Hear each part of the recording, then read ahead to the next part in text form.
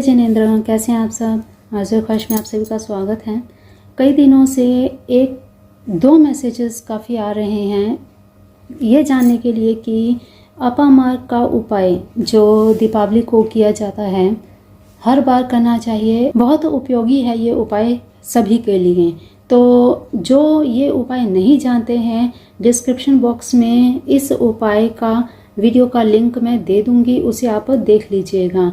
और साथ ही महालक्ष्मी कलश स्थापना जो दीपावली के ही दिन त्रिदिवसीय साधना है, ये धनतेरस से दीपावली के अगले दिन तक, दीपावली की रात्रि तक चलती है और अगले दिन कलश विसर्जन होता है। तो इस बार जैसा कि 25 तारीख को सूर्य ग्रहण है और ये सभी के मन में संशय बना हुआ है कि धनतेरस, क्योंकि तिथियों का हमेशा ही हेर फेर रहता है, उलट पलट रहती है, क्योंकि एक दिन में तिथि आधे दिन में आती है, कभी पूरा सुबह से शुरू होती है तो कभी दोपहर से शुरू होती है। तो बड़ी कन्फ्यूज़न रहती है कि धनतेरस कब होगी और कलश स्थापना कब करनी चाहिए, अपामार्ग का उपाय कब करना चाहिए। तो सबसे पहले आप जानें कि अपामार्ग का उपाय कब किया जाएगा। देखिए, अपामार्ग का उपाय होगा 25 अक्टूबर को। 25 अक्टूबर को सुबह सूर्य उदय के साथ ही, जैसा कि दीपावली की सुबह बताया गया है। तो अब यहाँ पर देखिए, सूर्य उदय की अमावस्या 25 तारीख को ही है, क्योंकि 24 अक्टूबर को अमावस्या लग रही है शाम को 5:26 पर। इसलिए दिवाली मनाई जाएगी 24 तारीख को और अमावस्या रहेगी 25 अक्टूबर को शाम को 4:17 तक। तो इस हिसाब से सूर्य उदय की अमावस्या 25 तारीख को है। अपामार्ग का उपाय इसीलिए 25 तारीख को होगा। ठीक है, तो अपामार्ग का उपाय। अब कईयों का ये भी मैसेज आता है कि जो मंत्र हैं, जो मंत्र बोला जा रहा है वीडियो में, उसे लिखित रूप में दें। तो देखिए, लिखित रूप में देकर उसे आप पढ़ेंगे तो संस्कृत में मंत्र है, त्रुटि होगी, गलती होगी। इससे अच्छा है आप उस मंत्र को वैसे ही सुनिए।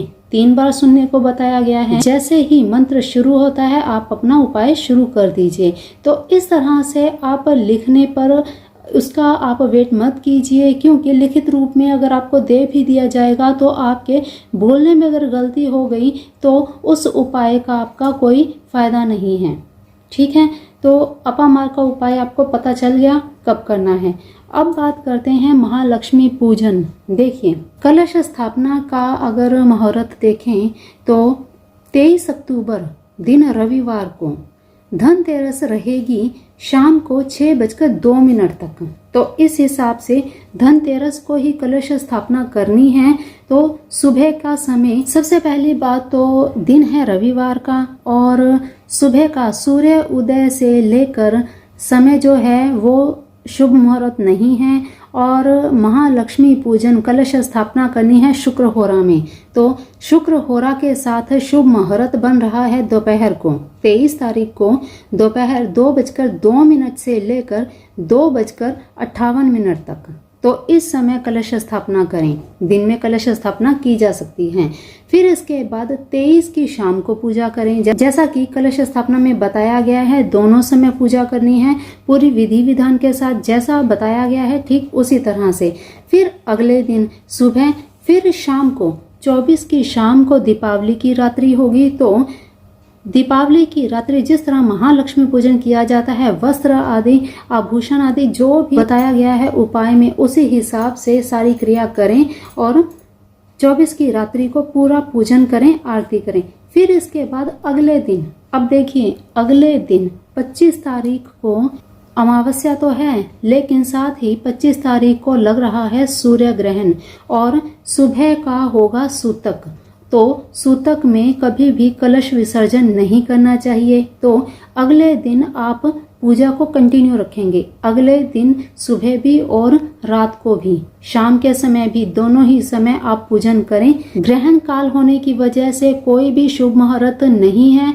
शाम के समय में मान लीजिए ग्रहण काल समाप्त होता है और आप सोचें कि संध्या के समय कर लें, तो संध्या के समय कलश विसर्जन नहीं होता, कोई भी शुभ मुहूर्त नहीं है 25 तारीख को। फिर इसके बाद 26 अक्टूबर की सुबह 6:38 से लेकर सुबह के 8:01 तक का समय कलश विसर्जन के लिए बहुत ही शुभ है। तो इस समय में कलश विसर्जन किया जा सकता है। इसी के साथ दूसरा समय रहेगा शाम को। अब मैंने ये बताया कि शाम को कलश विसर्जन नहीं करना, लेकिन ये समय है 4:20 से लेकर 4:47 तक। तो इस समय में कलश विसर्जन किया जा सकता है। 2 समय बताए हैं, आप कोशिश करें सुबह ही कर लें। अगर सुबह ना कर पाएं, देखिए ध्यान दीजिए, अगर आप सुबह ना कर पाएं तो सुबह भी पूजन करें और शाम को कलश विसर्जन करें। लेकिन अगर आप सुबह ही करते हैं तो सुबह आपने रात्रि को पूजा की है, पूजा करने के बाद सुबह आपने पूजा आदि धूप दीप आदि करना है, और जिस तरह से कलश विसर्जन का बताया गया है अगले दिन कैसे करनी है वो सारी उस विधि अनुसार कलश विसर्जन आप कर दीजिए। ठीक है। अब इसमें पिछली बार भी काफ़ी कमेंट्स आए थे कि जो भी वस्त्र हैं वो क्या करें और बाकी सामग्री का क्या किया जाएगा। तो सारी जानकारी मैंने पिछली बार भी एक वीडियो में बताया था, उसी वीडियो का लिंक डिस्क्रिप्शन बॉक्स में है, वहां से आप सारी जानकारी पा सकते हैं कि वस्त्रों का क्या किया जाएगा, कलश स्थापना में जो भी सारी सामग्री आपने ली है उन सभी सामग्रियों का क्या किया जाएगा। तो ये थी सारी जानकारी अपामार के उपाय की और महालक्ष्मी पूजन की। तो ये जो भी जानकारी है ये मुहूर्त के हिसाब से बताई गई है। आप अपनी सामर्थ्य आपको लगता है इससे भी बेहतर आप और कहीं से भी पता कर सकते हैं तो आप निश्चय ही आप पता करें। आप आपके आसपास कोई भी ज्ञानी ब्राह्मण पंडित जी कोई हों, आप उनसे भी पता कर लीजिए। करने के पश्चात ही जो निर्णय होगा आपका स्वयं का होगा।